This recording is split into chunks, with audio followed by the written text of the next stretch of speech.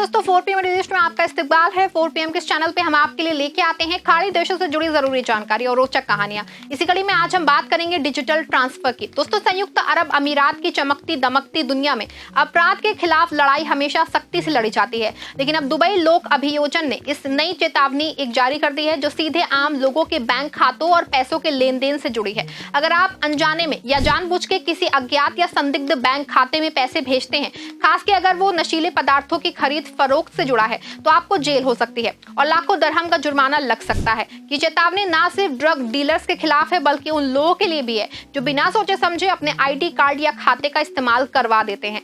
इमारत अल यूम की रिपोर्ट के मुताबिक दुबई लोक अभियोजन ने जनता को साफ शब्दों में कहा है कि नेक इरादे से की गई गलती भी माफ नहीं होगी, चाहे आप किसी दोस्त की मदद कर रहे हो या कोई धोखा दो गया हो। कानून सबको एक समान सजा देगा। आपको बता दें कि ये खबर इसलिए महत्वपूर्ण है क्योंकि यूएई में ड्रग्स से जुड़े अपराध तेजी से बढ़ रहे हैं। 2024 में ही 13,000 से ज्यादा लोग 10,000 ड्रग्स ऑफिस में फंस चुके थे। वहीं इस रिपोर्ट में हम कानून क्या कहता है, असली मामला क्या है, ड्रग तस्कर कैसे काम करते हैं और आप खुद को कैसे बचाएं, इस विषय को विस्तार से समझेंगे।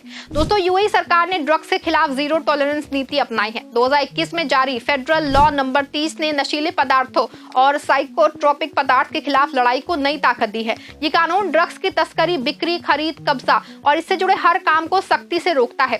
कानून के मुताबिक ड्रग्स से जुड़े किसी भी वित्तीय लेन देन को अपराध माना जाता है। अगर कोई पैसे ट्रांसफर करता है जो ड्रग्स की खरीद के लिए इस्तेमाल हो, तो वो सीधे तस्करी का हिस्सा बन जाता है। आपको बता दें कि संविधान के आर्टिकल 63 में ड्रग्स से जुड़े पैसे जमा करना या ट्रांसफर करने पे कम से कम 50,000 दरहम का जुर्माना या जेल या फिर दोनों हो सकती हैं। ये धारा उन लोगों पे लागू होती है जो जानबूझ के या अनजाने में संदिग्ध खाते में पैसे भेजते हैं। आर्टिकल 65 ड्रग क्राइम में से आने वाले पैसों को रखना, ले जाना या इस्तेमाल करने पे जेल के साथ साथ कम से कम 1 लाख दरहम का जुर्माना हो सकता है। अगर रकम बड़ी हो तो सजा और कड़ी हो सकती है।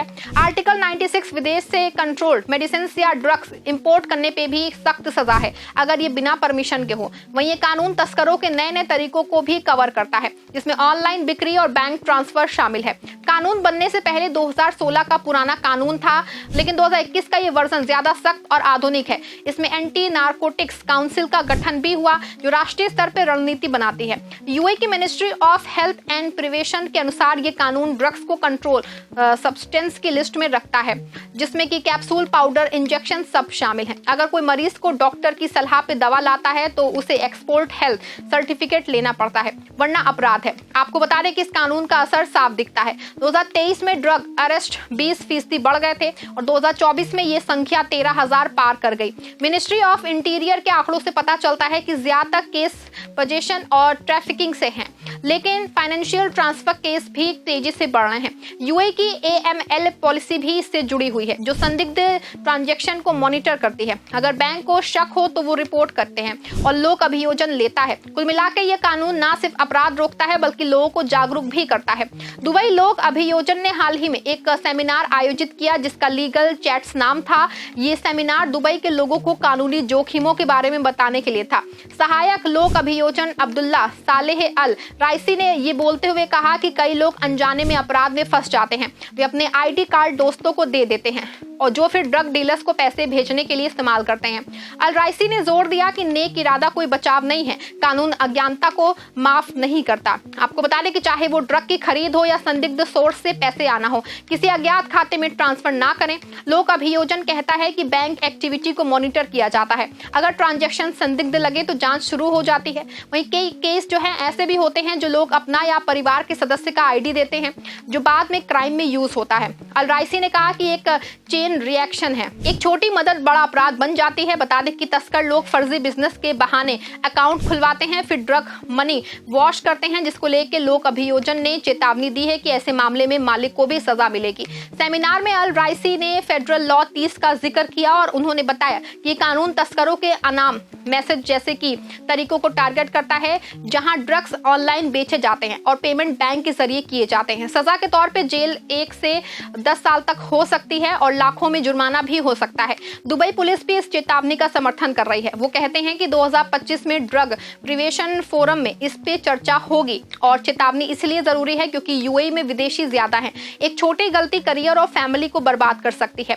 वहीं लोक अभियोजन का मैसेज साफ है कि सोच समझ के ट्रांजैक्शन करें वरना कानूनी फंदे में लटक जाएंगे और फंस जाएंगे। अल राइसी ने सेमिनार में 2 रियल केस शेयर किए हैं जो लोगों को झकझोर देंगे। पहले केस में एक शख्स ने अपनी पत्नी का आईडी कार्ड इस्तेमाल ड्रग ट्रांसफर के लिए किए। पत्नी को कुछ पता नहीं था लेकिन लोक अभियोजन ने उनके खिलाफ मुकदमा चला दिया।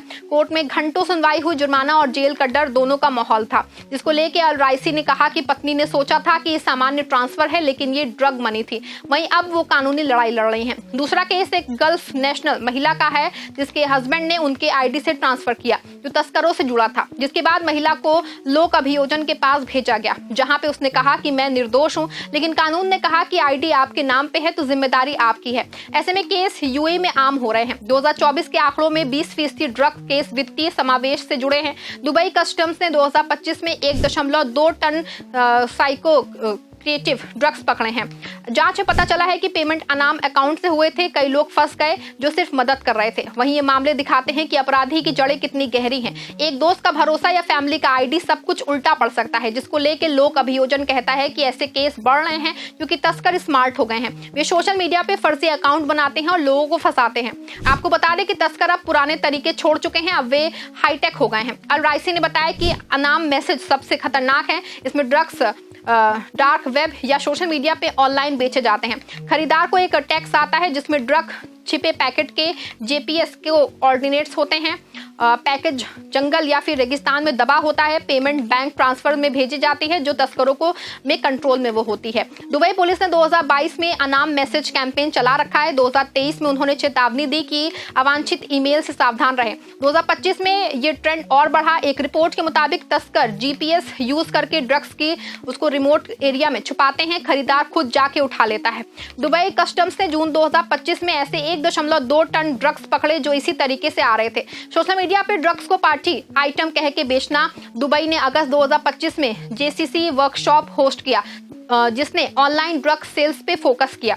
यूएई ने 25 देशों के साथ मिलकर 822 टन ड्रग्स पकड़े जिसमें $2.9 बिलियन का नेटवर्क था।